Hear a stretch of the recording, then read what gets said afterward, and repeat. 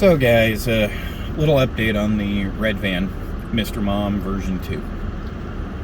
The replacement transmission I got, it's no good.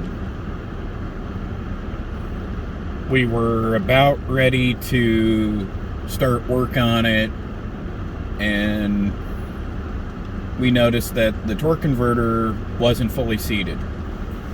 We're like, oh, okay. Pull the torque converter out, set it back in, would go clunk. Spun it around back and forth, wouldn't go to the second clunk.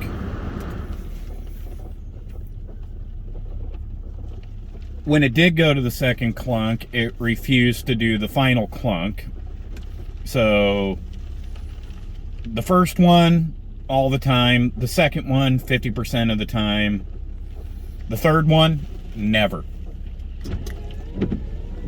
So we're like, So we dug a little bit deeper. Not going to name the wrecking yard name at the moment. All depends what happens on the coming day, Monday. So we dropped the pan and found that it was a sea of clutch in the bottom. They did a good job of draining it, but you can never fully drain an automatic transmission. It'll settle after a while. This transmission had been on their shelf for 10 years. They didn't know the mileage. They gave me the VIN. I had the VIN ran, came back. It should be a good transmission. We figured the mileage out at about 170 to 180. So we thought we were all good. Nope. This wrecking yard that sold me the transmission is about 2-hour drive from my house. And I'm going to go back on Monday and return it and get my money back. They do have another one there, but I don't want it. It's been in the vehicle for 3 years in their yard. I asked if I could go out there and look at it with one of their yard guys. They told me no. So I was pretty much, I guess, it was my only option. The other transmission that I'm looking at is the reason why I don't want the previous wrecking yard's transmission. The wrecking yard that I got the replacement from, they're known good. Never had a problem with them. So I'm going to see how they're going to correct this on Monday, which I'm going to shoot video on that.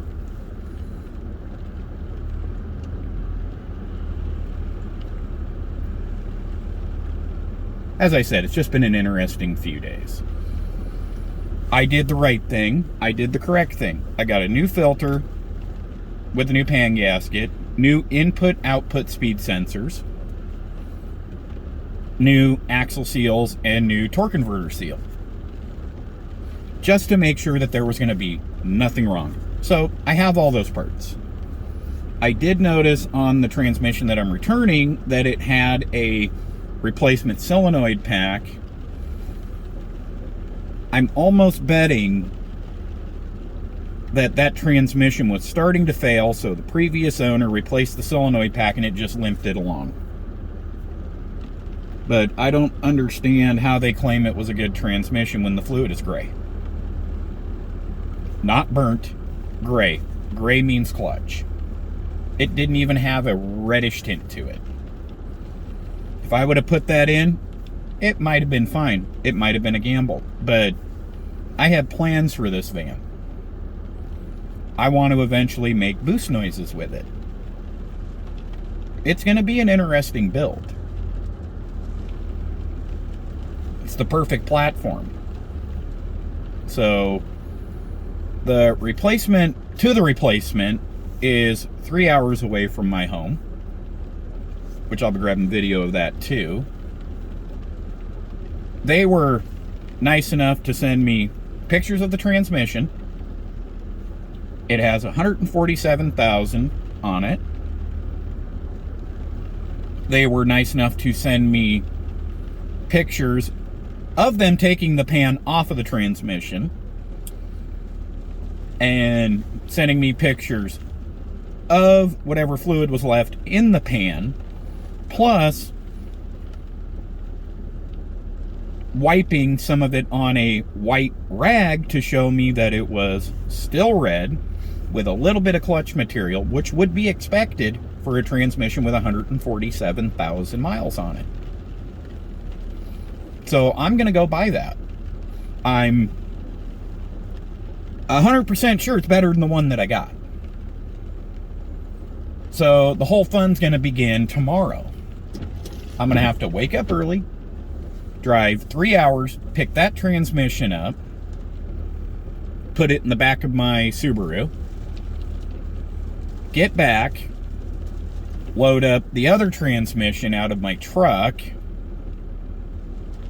and then drive 2 more hours to return the first one. If they try to give me any issues with it, I'm just going to show them. You cannot engage the torque converter. It refuses to click all the way in. The fluid is bad. And I feel that I am being taken advantage of slightly by the wrecking yard because they told me it was good.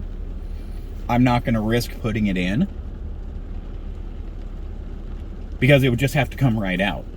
Why do a 6 to an 8 hour job twice? Do it right the first time.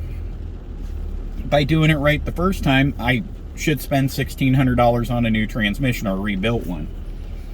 But with everything going on in the world right now, money's tight. Not gonna lie. So finding a good used transmission is normally better and cost effective.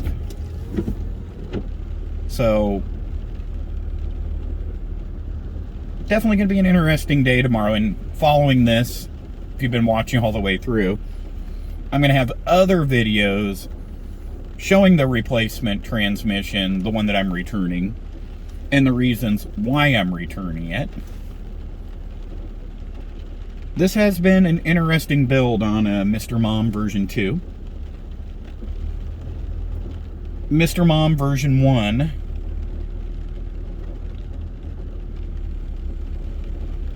will have its day. I will have video of that day. There was a lot more problems with it, like I said in the previous video, that didn't make financial sense to fix it. So I'm starting over with a slightly better platform with more options that I can get to make boost noises, because there's a motor that'll bolt right up to it because Dodge is lazy. I can take the old transmission, put the beefier internals in it to withstand the added power. It's going to look nice with an intercooler in the front of it. That's the ultimate goal here. The perfect sleeper. You'll see the van sitting next to you at a light. It'll make a little bit of a blow-off noise, and then boom, gone. Alright, guys. Enjoy the next few videos I'm going to be adding after this. Guys, what is up? Well, funny, the transmission I got from the wrecking yard that I'm not naming yet sold me a bad one. As you can see, it is not indexing. You can lift it up, set it back down. We get the first clunk, but it will not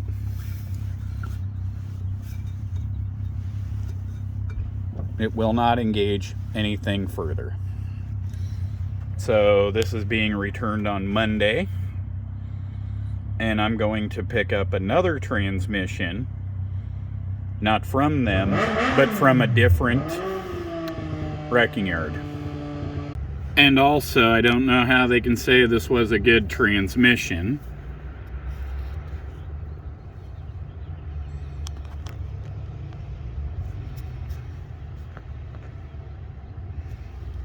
because that fluid does not look the greatest.